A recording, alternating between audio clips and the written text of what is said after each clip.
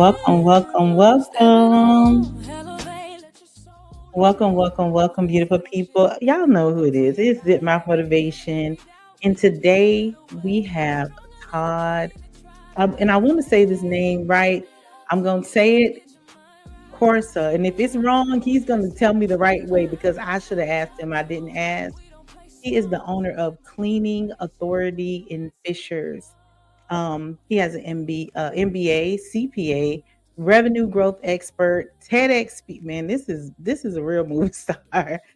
TEDx speaker and someone who has grown his company from 1.8 million to over $4 million.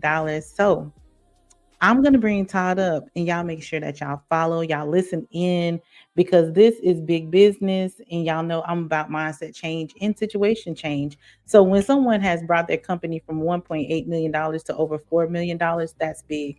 TEDx speaker, that's big. MBA, CPA, revenue growth expert, big, big, big, big, big across the board. So pay attention, listen in.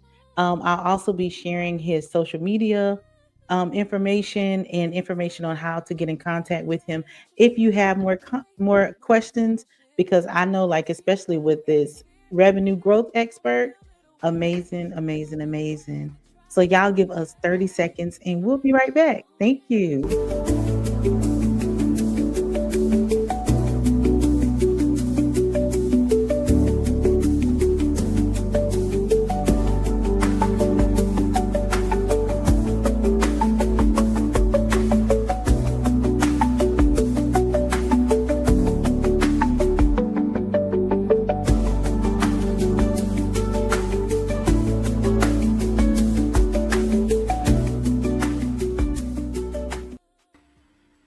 Hey Todd, welcome to the show. How you doing? I'm doing great. Thank you for Great. having me, Domasha.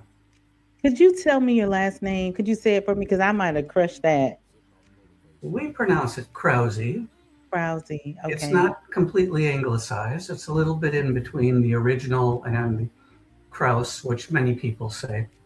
Okay. Krause and Krause. Okay. Krause. All right, Todd. Tell the people a little bit about yourself and then we'll get into the interview.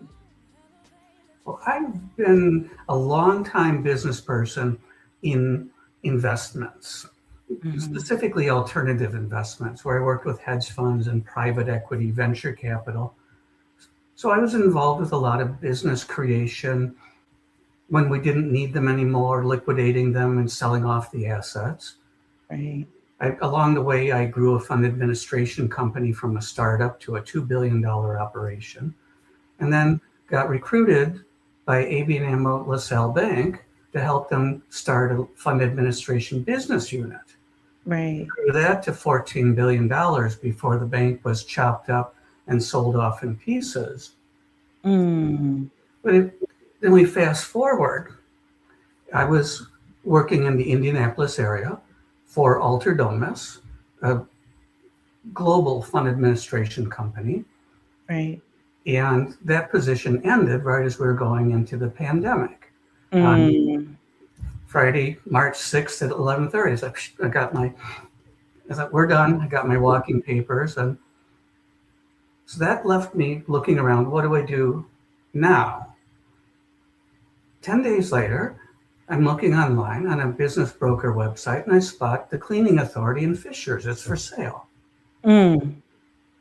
Started talking to the owner, decided to buy it. But at first, my wife's reaction was, what? A cleaning company? Right. Investments all these years. And I went, Right. look, hon, look at these numbers. There's some real potential here. Right. So I went ahead and bought it. It was running at about 1.6 million when I took over late 2020, finished the year at 1.8 million. Right. And within 2.5 years, it doubled the size of it Right. and continued to grow. We're north of 4 million in annual revenue now. Mm-hmm. But one of the first things that happened is I got nominated for and accepted for the Franchisee of the Year at the International Franchise Association. Oh, that's nice. Corporate had put my information in, because of the culture we were creating there. Right. I put up a flag for every country represented by one of my workers. And we had people coming from 14 different countries. Right. I'd always joke and I would always say, our entranceway looks like the United Nations. Right. Well, a couple of people from corporate came out and they're snapping photographs everywhere and they're loving what they saw. And they submitted my information. And the International Franchise Association loved it, flew me out to San Diego to accept the award. Hmm. And then in 23, I won the award from the franchisor, the Authority Brands, again, just a couple of years later. So I've won it twice now. Right. Everybody is just also excited about what we've done inside the office, was just simply recognizing the culture and changing how we manage people. Absolutely. Because I have to be Absolutely. honest, when I took over, it was not the most positive environment to be in. Turnover Yeah, was high, morale was low, and it was like, this doesn't work. We are not doing this anymore. And I completely absolutely. changed it. And things just took off. What was the first major shift you made that started that revenue climb? What was the first major shift that you made? I needed to get the managers to stop telling the cleaners, no, no, no, don't do this, don't do that, don't. Mhm. Everywhere you looked, there was a sign, a poster, a warning. If you do this, consequences, something bad. And I said, stop, just stop. We're not going to do that anymore. Tell them what we want, and then tell them what the rewards are if they do it. Absolutely. So Absolutely. I said, you can take everything, you can completely flip it over 180 degrees. Instead of saying, don't leave a mess in the cars for the next team to clean up, you could say, please keep the cars clean so they're ready for the next team. Keep the equipment clean so it's ready for tomorrow. Right. Take care of it so it lasts longer. Right. I don't think that people understand that when you speak negative, it makes the brain think one way. But when you give them like it's almost like a choice, but you're saying, "Hey, can you please keep the carts clean, for the next." That gives them a choice, one, but then it's something like, "Oh, okay, we're supposed to keep the carts clean." But they're not saying, "Don't leave this here, don't do that there," because that kind of makes people feel cringe a little bit mentally. You're right. It has this impact of shutting down the thinking. Right. When you say, please do this, and then we started adding bonuses and rewards to it too yet. Absolutely. All of a sudden, everybody got real interested. And within less than 2 months, we had completely flipped the culture around from one that was rather negative to one that was positive. Right. The cleaners were coming in with a smile on their face and they were laughing and joking in the mornings as they came in. But That's it all switching started around. with getting the managers to look at and think about the world differently. As a instead of a world of don'ts, a world of please do this, possibilities. Absolutely. With a reward too. Like you're gonna get a reward for doing this, whether it's your paycheck, but also it's kind of like, hey, Tim kept his cart clean all week. Here's a reward of some sort. Maybe it's not a lot, but I think people work well with rewards. Was there a moment you thought this might not work? Oh, there were definitely several moments. Right. Turnover was high going into the middle of 2021. For several months there, it seemed like we would find 3 people to hire and 4 would quit. Mm, And then we would find 4 to hire and 5 would quit. right. Managers themselves were filling in for cleaners, cleaning, scrubbing toilets, cleaning houses. I knew that we had to change things because I wasn't paying them to scrub toilets. I was paying them to help run the business and make sure the business ran well. Absolutely. But you got to love them and give them a ton of credit for rolling up their sleeves and jumping in and doing the dirty work themselves. Absolutely. Anything to keep the lights on. The one thing we can say that came out of that is we never canceled on a customer. We Mm, always found a way to get the work done that we promised to do for them. right. Now that's beautiful. That is beautiful because I think with the cleaning company, especially like this is the at the time when you first got it was a $1.8 million company. So with the cleaning company that big, you have to make sure you're not canceling. So there has to be some discipline in the midst of all of that. And a lot of people like they focus on revenue, but not only the profitable. What's the difference you think, and why does it matter? Does the profitable, because people are focusing on the revenue, but what is the difference of not focusing on the revenue that's coming in? Well, here's a very simple way to think about that.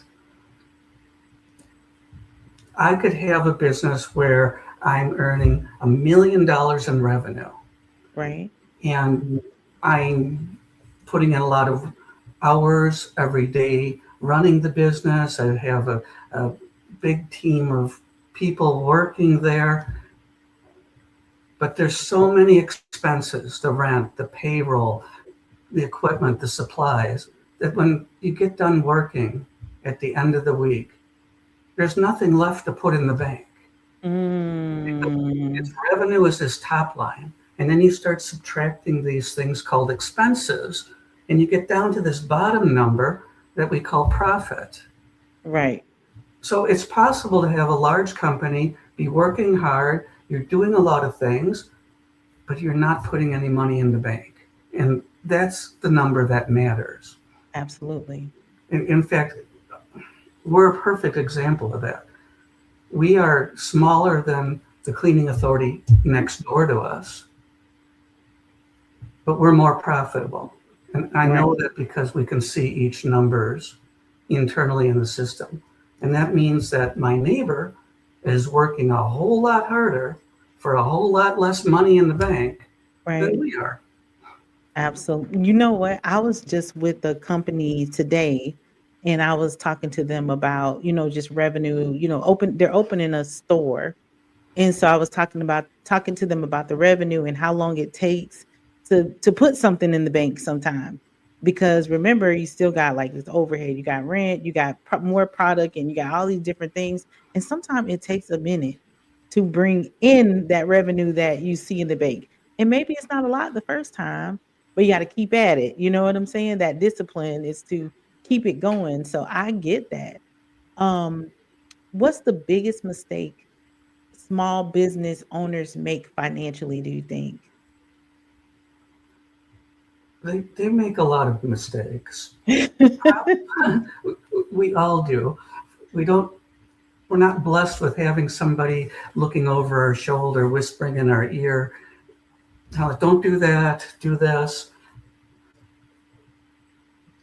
Business owners tend to, as a group, they chase after everything and anything that looks like they Mm, can earn a dollar. So if you're a cleaning company, business owners will say, oh, we can clean commercial buildings, we can clean restaurants, we can clean apartment buildings, we can clean houses. No, you can't. No, you're not good at all of those things. right, right. It takes a different animal to clean an industrial building than it does to clean a house. Absolutely. What are you good at? What is your sweet spot? Mm, that is a good question. I don't think business owners, I don't think they really understand. Like you have to find that one thing that is your thing, like that's your sweet spot. That's your favorite space to be because you're going to do that well. Now the other things could come possibly after you master this and like I can do this. Oh wait, maybe I can clean, I don't know, like a business office that's a one level. You know what I'm saying? Then start with that, then the two levels. So I I totally agree with sometimes business owners are all over the place and it's like, what's your thing? What is your thing? What is it? It's exactly it. What is your thing that you are good at? Right. And then Right. when you narrow in on that one thing, you have to take it to the next level. Mhm. So if you say, in our case, we're predominantly houses. Yes, we can clean anything from the largest house you've ever seen down to a small little condo Right. or an apartment. But that doesn't mean that those are the best clients for us.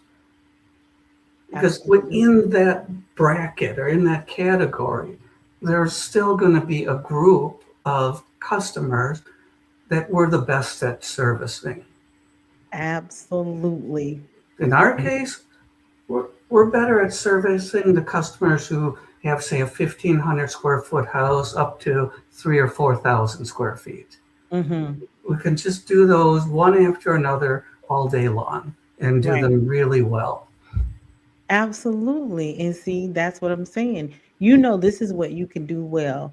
You're not saying, well, we're best at, I don't know, we got to do like 5 mansions at one time. That's extreme, but like this is what we're best at, and you're not best at that thing.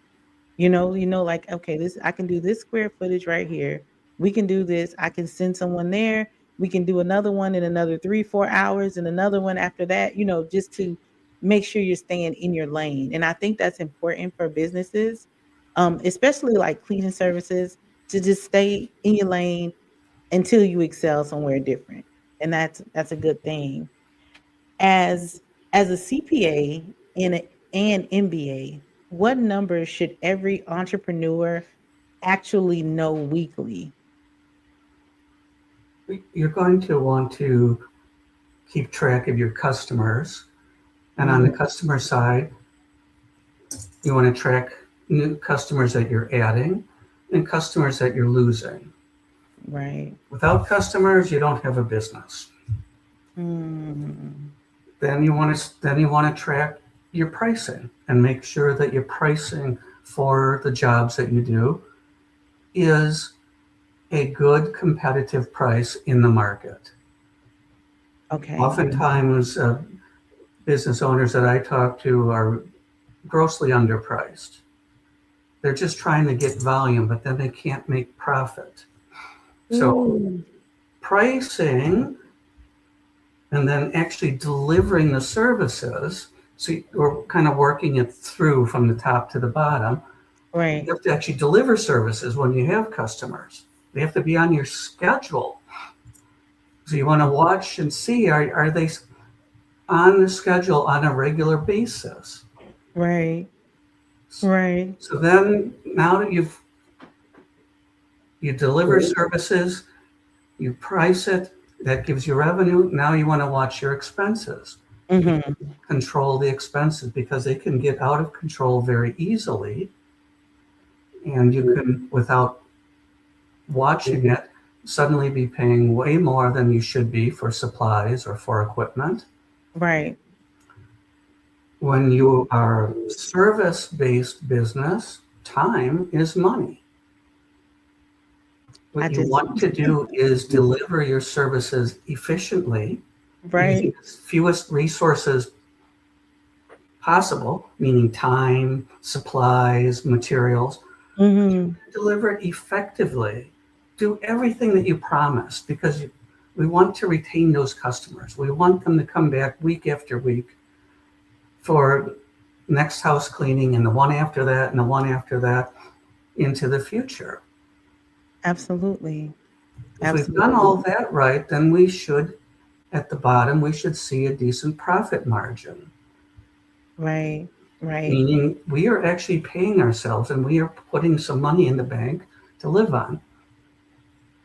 And that's the part where okay, so you have this company, start is $1.8 million, right? And you bring it up to the $4 million. Now this is a cleaning business, right? So people might think like, hey, I don't really think you can make that much money in cleaning, you know? So were there some add-ons, some things that Like you add, like, say you go and clean someone's house, did you offer them like supplies or something of that nature? Was there some add-ons there, or is this strictly cleaning? It's pretty much focused on cleaning, but when Mhm. we do add-ons, we do things like oven cleaning, or we do extra deep cleaning in areas of the houses that are where the dirt builds up, the lime and grime builds up. Right, That's right, where we go above and beyond.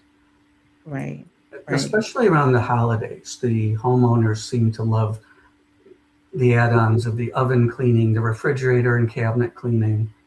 right, right, okay. And then, so the add-ons are like these deep cleanings, and the homeowners, they pretty much like the holidays, because I would be that homeowner that likes the holidays. Come in and, yes, clean everything, deep cleaning. Like, I want everything to sparkle. So having those types of clients, what kind of people do you send in to make sure you keep those types of clients? Well, believe it or not, a lot of our workers are they're predominantly Hispanic. Mhm. Culturally, in the world we live in, they're the ones who are willing to do the work. Right. They want so badly to get ahead in life and provide for their families. They're Right, willing to do everything and anything. right. We have from the beginning have always said I'll hire anybody who wants to work. Mhm. The Mhm. people who consistently walk through the door to apply are from the Hispanic community, Right. and they work very hard. We've had great success with them. Right. Occasionally, we'll have a customer who say, "But I want to be able to talk to them," and we tell the customer the managers are bilingual, so if anything needs to be translated, let us know. But Right. the team is trained; they know how to clean your house. Right. They follow the program that we have, the system that we have. And they're trained in how to move through the house room by room and how to move through each room. Mhm. The goal right there goes back to being efficient and effective. Make sure that we don't miss anything, make sure that we do everything we're promised, Right. but don't take any more time than is necessary to do it. Right. And so you said that, like, they go through a training. Is this like a hands-on training, like they go with someone maybe the first couple of times that they go? Or is this kind of like, hey, you know how to do this job, so go do this job. Here's the plan. They will start by watching 4 hours of videos that Okay. go through everything in detail. Mhm. Then they will spend the first 2 weeks working with a training team side by side. Absolutely. And within the first couple of days, it transitions from assisting and helping to doing the work with the trainers who are on the team working alongside of them, but also watching and giving them corrections and guidance. That sounds great. That And sounds great. after 2 weeks, they are paired up with somebody and they are a team. Absolutely, absolutely. And generally, your workers, how many homes do they do, like, per day? Typically 3 to 4. Good. If they're on the smaller side, they'll do 4. If if they're a medium-sized house paired with a smaller couple of smaller ones, might be 3. If Okay. they're doing one of our largest homes that we clean, because we have some that are 11, 12,000 square feet that we clean. Right. Not many. Those homes will take a half a day to clean. Absolutely. In that case, Absolutely. we might do 2 houses, a medium house and that large house, or maybe 2 small ones and that large house. Right, right, right. How effective, as a total company, how effective do you think you have been in the last year within the communities that you work in? In what way when you say effective? Effective meaning like you have clients rotating, coming back, no big issues. I know you can't keep everybody happy because sometimes people are particular. I'm a particular person. So I know how that is. And I feel sometimes like people are tired of me, but at the same time, I just want what I want. You're right. You can't please everyone. And Right. we have those occasional customers that we just can't please. Right. But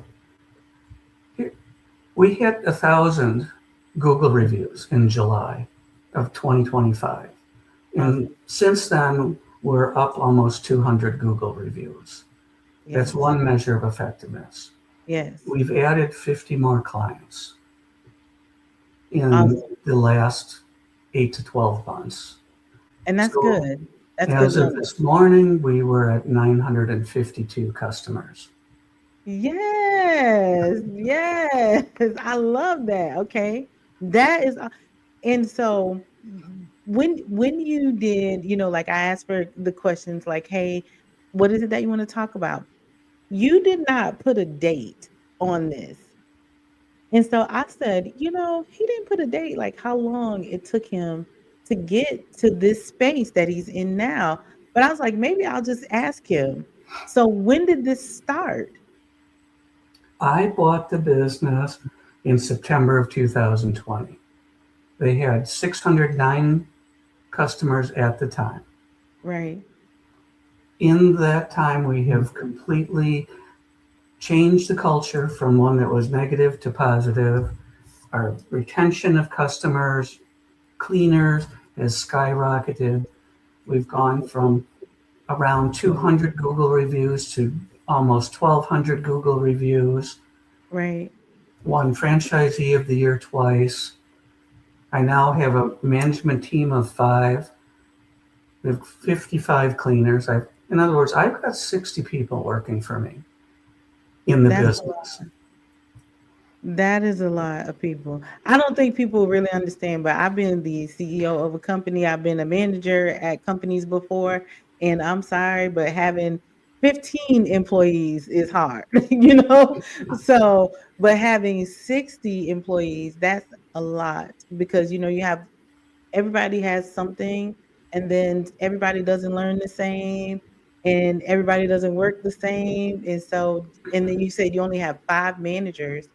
Wow. Well, So, it is a bit like herding cats when you mhm, manage people, absolutely. but that's where we put the bonuses in that were intentionally structured so that they get bonus when they deliver what we promise. Absolutely. That way we create alignment. It's imperfect, but alignment from the top all the way down to the bottom. Mhm. If a customer says the team did a great job, money on their next paycheck. If that Absolutely. same customer goes and leaves a Google review, more money on their paycheck. Yes. So now they have a reason to want to give the customer what we promised them because we are going to give them bonuses. Right. Right. And they're going to get them quickly. They know exactly what dollar amount they get for each great job that the customer tells us they did and for each Google review. Right. Absolutely. For And I'm people gonna who oh, are go earning ahead. five or Oh, 600 a week, it's a big deal. that's a big, big deal. Even to earn, sometimes I talk to people who work at cleaner jobs and they say, "Hey, it doesn't really pay a lot of money and I'm a little frustrated with it." And I always ask them like, "Well, what kind of bonuses do you get? Because, are you allowed to take tips? Because the tips could add up." And then they're like, "I'm only making like $200 a week." And I'm like, "Where are you working?" Because I know people who have companies who like they're not making $200 a week. They making like $500 or $600 a week. And then on top of that, they're getting bonuses, incentives, and tips or whatever the case may be, to support them through living. And they're like, where are those companies at? You gotta like there's these companies are out here. What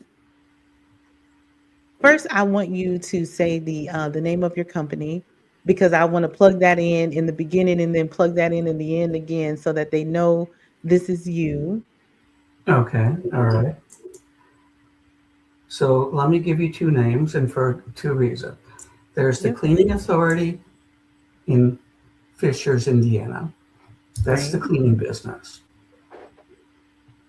But a couple of years ago, I've started Silver Sun Consulting, and I use that because I'm on a mission to help other business owners do exactly what I've done and to Right. give them the same knowledge and the same tools.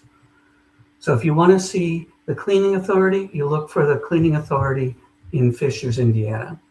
Right. If you want to see me helping other business owners and guiding them and giving them the same tools to do the same thing, that's silversunconsulting.com. Absolutely. Absolutely. And so I wanted you to mention the consulting because I did see the consulting and I was like, okay, so wait, he has this cleaner company and then wait, he's consulting too. And so that I love when people like take their business, what they've done, and they turn it into something that they can share to help other people.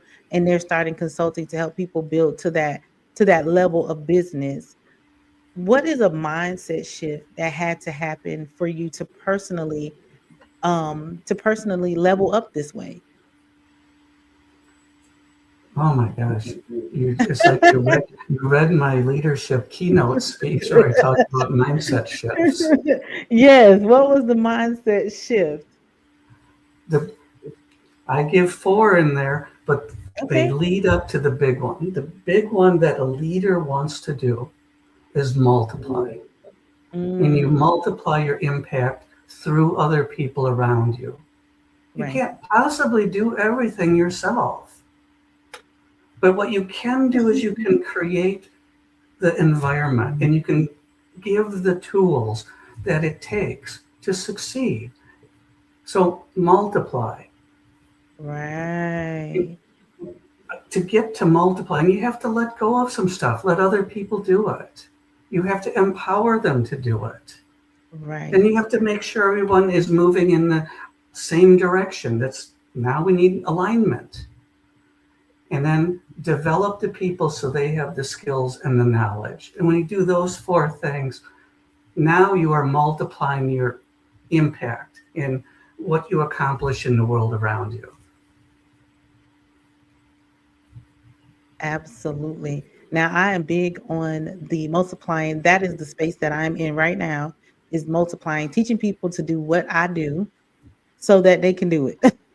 I'm all about creating independence anyway, but I think it's important um, with I'm going to say the empire that I'm trying to build to teach people how to do that because I just want to retire and I want to do talk shows all the time and help with, consulting with mindset shifting and setting people up to build businesses, change their life, whatever it is that they need to do for total life is what I'm trying to support them in. Do you ever have to outgrow old thinking or old relationships to scale? Oh, every day we have to let go of things that are holding us back. Right. It's surprising. It's a lot of it comes from experiences in the past, whether it was when we were growing up or something that we experienced on a prior job, Mhm. and we carry that baggage with us. Mm, We get to a new place, a new environment. If we don't let go of some of that baggage, it just drags us down. It keeps us from reaching our full potential. absolutely. Absolutely. How do you make tough leadership decisions without emotional burnout? I'll be honest, that's a challenge Mhm. because I care a lot about the people and the results, and Right. it's painful. It is just really at times it hurts. That somebody just didn't succeed, and you can look at them and see such potential there. Right. Right. Or in the case of a customer, and you want to please everybody, and you want to do a great job for everybody, but the reality is it's not possible. There's always going to be somebody who's not a good fit, Mhm. something happens and it's affected the relationship. We broke something and now they're upset and they're terminating service, and it's Right. painful. So we just I find myself having to step back and remember that we're doing our best. We're not perfect. We make Absolutely. mistakes. Uh, Forgive myself and keep moving forward and keep trying to be better tomorrow than I was today. Yes, yes. And I find that I'm like you, I do find it a little difficult sometimes. Um, being like in a management or like a higher position, especially working with clients who are building. I think my big issue right now is nonprofit. Um, so helping people build their nonprofit building businesses is really hard. It's really disheartening at times because I know that they think it's okay to have a board full of family members, but that doesn't work for business, and you have to make the tough decisions. And at some days I do. I'm crying, I'm upset because I see the potential in their business. I know this business can work. I know it can be effective. But then it's like, oh, they don't want to listen. I don't know what to do. And I'm just like, oh, I don't know what to do. So I have to just step back because, like life is about choices and they get the choice. Um, What's the biggest difference between um, working your cleaner business and being a consultant? What's the biggest difference between that? Well, anytime it's your business, you get to have the final say on what happens. Mhm. Anytime you are outside of the business as a consultant or a coach, you can give them advice, you can hand them tools, you can show them the path, but they have to walk that path. They have to take those tools and do something with it.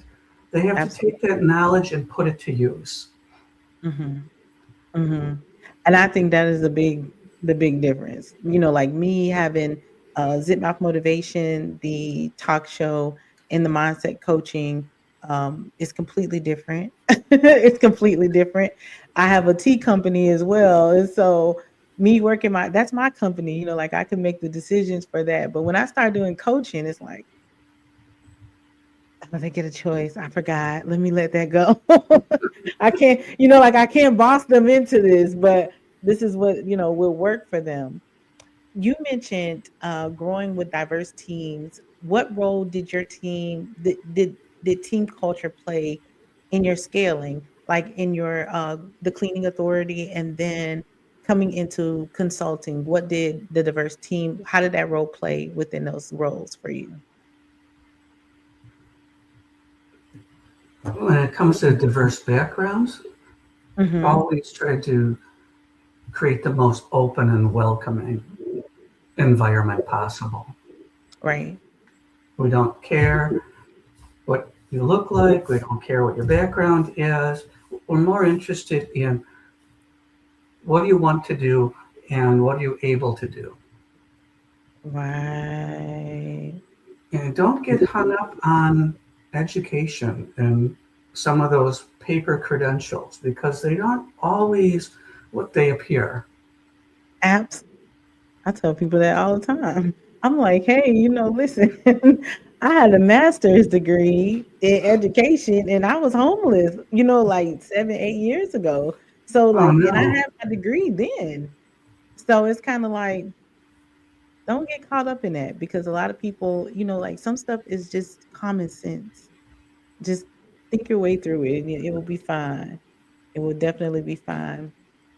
You can Um, do so much more with the right attitude. If they don't have the right attitude and the desire, it's difficult. And that's the where the strength comes from. It comes from that right attitude. And the desire, I think, is the biggest piece in there that you said. Because if you don't want to do something, you're not going to do it to the best of your ability.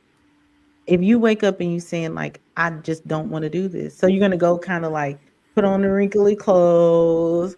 You're just going to throw yourself in the car. When you get to the job, hey, everybody.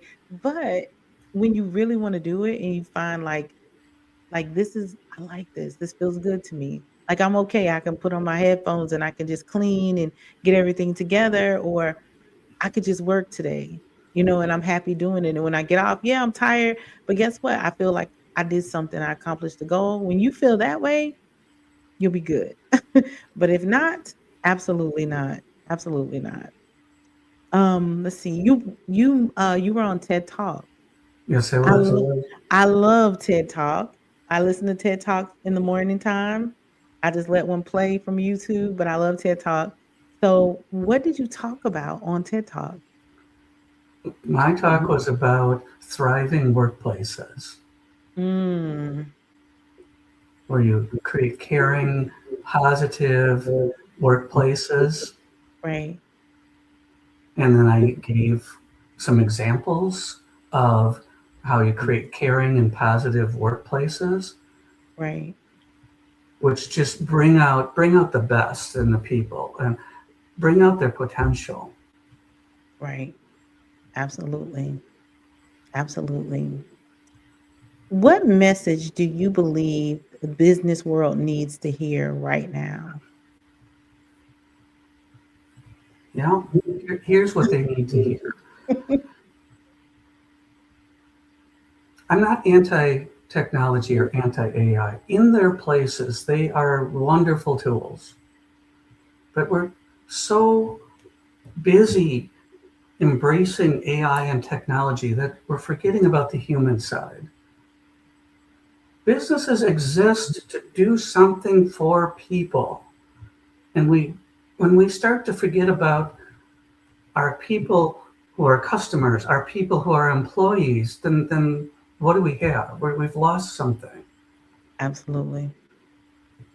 Customers and employees are not in the happiest place these days with many companies. And it's sad because there's really so much potential there in what the company can do if they just made a shift in how they viewed people. Mm, mm. Now that's big. Um, I agree with you. I think that there has been a shift between human interaction and technology interaction. Um, and I think that we have forgotten that we are dealing with humans at these jobs because all we do is talk about AI, Chat GPT, just different. And I'm not saying that those things are bad because there are some capacities where I use those things. But I think that, it needs to be a little bit monitored. I think we have to go back to the basics sometime and really relate to who we're working with, what we're doing, and just put that human touch back in there. So I agree with that. I do agree.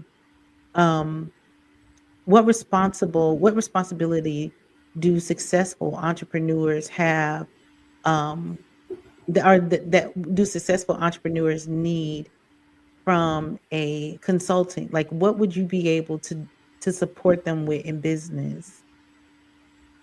I can give them the tools to grow their business. Mhm. The tools fall into really into three buckets. Okay. You need to be able to acquire your customers or your clients. Then you have to deliver your services or your product. And Right. around that, you have to wrap a blanket of good customer and client service. Mhm. So I focus on each of those three areas: Okay. how to grow the business and get the customers in the door, then how to service them and service them well in a Right. way that's profitable, because we're in business to make a profit, Absolutely. but to wrap really good quality customer service around that. Absolutely. If you do those three things and do them well, you will beat out the competition time and time again. I believe that. I do believe that. I believe that, I think that, and I don't know, you could tell me how you feel about this. I think that during the time of COVID, everybody, they were kind of like not working, so they were at home creating. and they opened businesses and they knew nothing about business. They just decided, I'm gonna go and I'm gonna get an LLC and I'm gonna open a business. But they didn't know what opening a business entailed. And then ChatGPT came along and they started hearing about business plans and they said, I'm going to have ChatGPT write me a business plan for my business. And I'm not saying that that's wrong. I'm not saying that that's wrong. What I'm saying is the beginning was your creative idea to start a business. There was, and what people don't like to do, they don't like to research and they don't like to research within their area. They don't like to research within other people who are doing their same business. And so they didn't set their businesses up right. So now we have a ton of people that need business coaching because this is a great need. Whether you know it or not, they need business coaching, business consulting. They need this. I work with business owners the vast majority of my day. And it's very stressful because they've been in business for maybe 5, 10 years since the beginning of COVID. And they're struggling and they don't have to be. They So, don't is right. right. And what are your thoughts about that? What are your thoughts? There's no shame in asking for help. In Hmm. fact, you're smart, you're wise to ask for help and grab as much information and knowledge from as many sources as you can. Right. And we keep asking for help, even though we've had success, because we want to be better than yesterday. Absolutely. Absolutely. You, you can't know everything, there's so much to know. You have to ask for help. I think Help that's will it. be there faster. Right. Right. I think that's a big issue. Ask for help. Because I don't know everything. Sometimes, like, I'm helping someone with their business, and I have to research. I'm like, "I gotta research that." I'm not sure, like, how that process goes, like, I've seen that before, but I'm not 100% sure. As a business consultant, though, how hard is it for you to get into these companies and really, support them in the scaling? Like, how receptive are they in the beginning? Oh, that the receptive, that depends upon the person we're talking to. Right. I Some want help with everything, and other people are want help in one area, but they're resistant to help in other areas. Right. I can agree with that. Even with mindset coaching, I have clients sometimes that their first session, well their consult goes really good. We feel like we're a match. But that first session is like sometimes they walk out, they slam the door, they tell me stuff like I'm never coming back again. And I'm like, okay, like it wasn't me though, but okay. Well, you said this to me. Well, you were saying this, and they always come back though. They always come back. I'm tough. I am tough. They Believe it. always come back, but I am pretty tough. I'm just like, hey, you got to do that. How much of success is strategy versus discipline?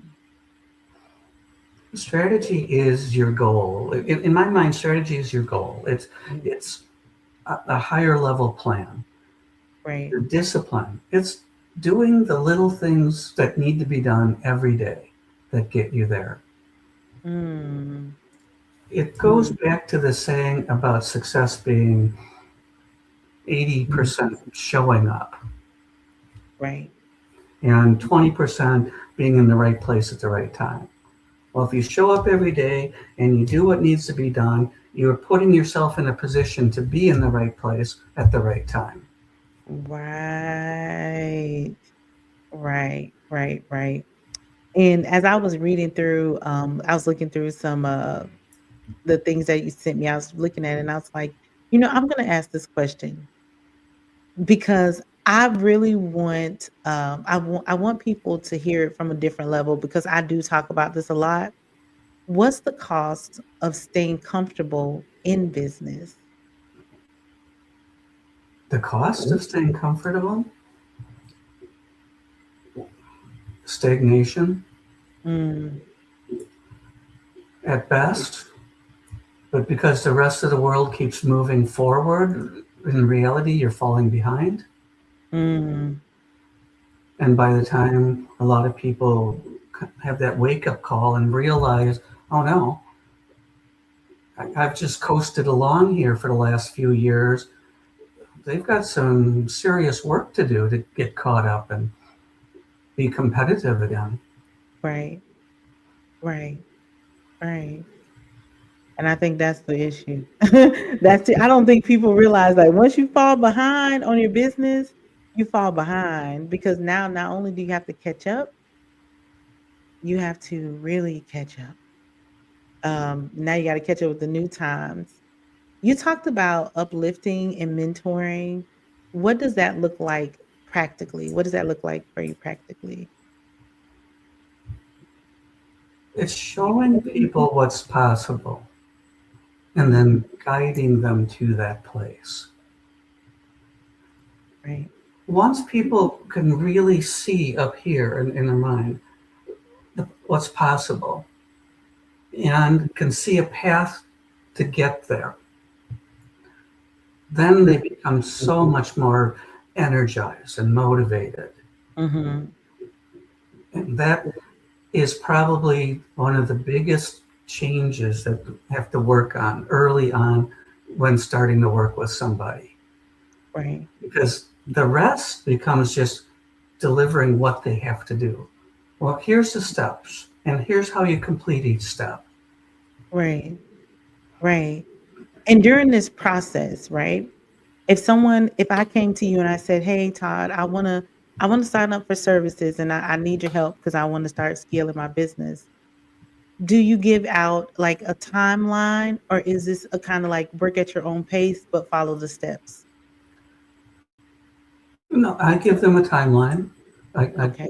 give them a map of where we're going. Mhm.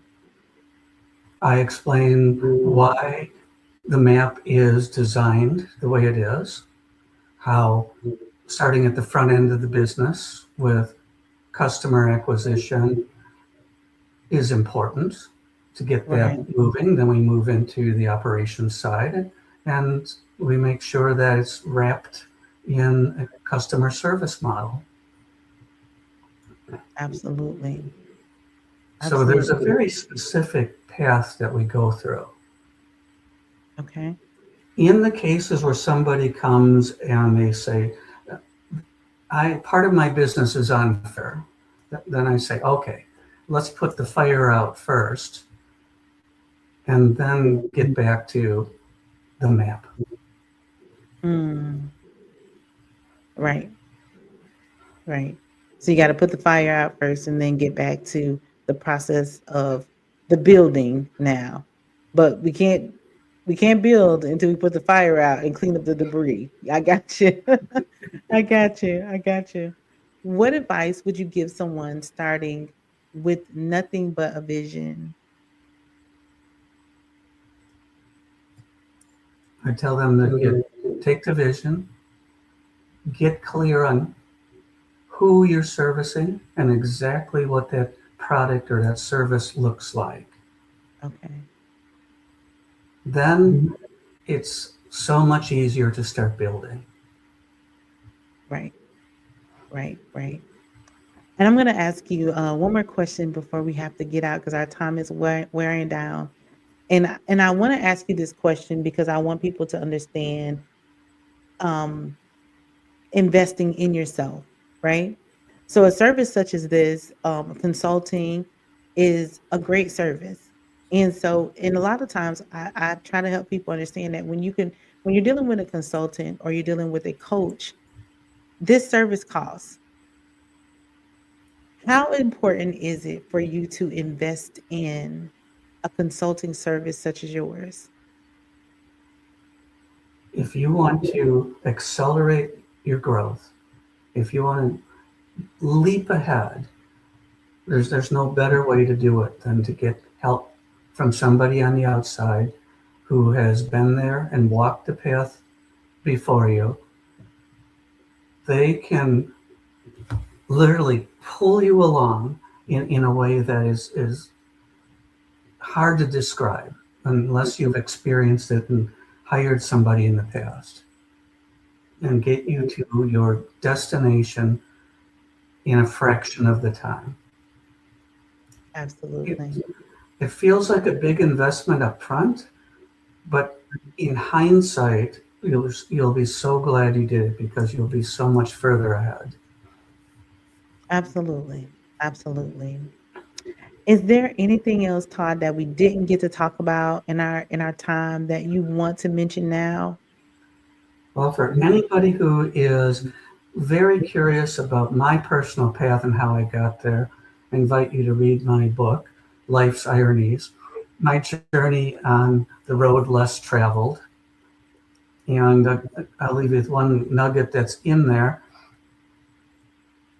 I fell off the face of the South Bluff at Devil's Lake State Park when I was younger and Mm, landed in a tree rather than in the boulder field at the base of the bluff. So I tell about that experience and a number of other motorcycle related experiences that happened to me, which could have resulted in our not having this conversation today.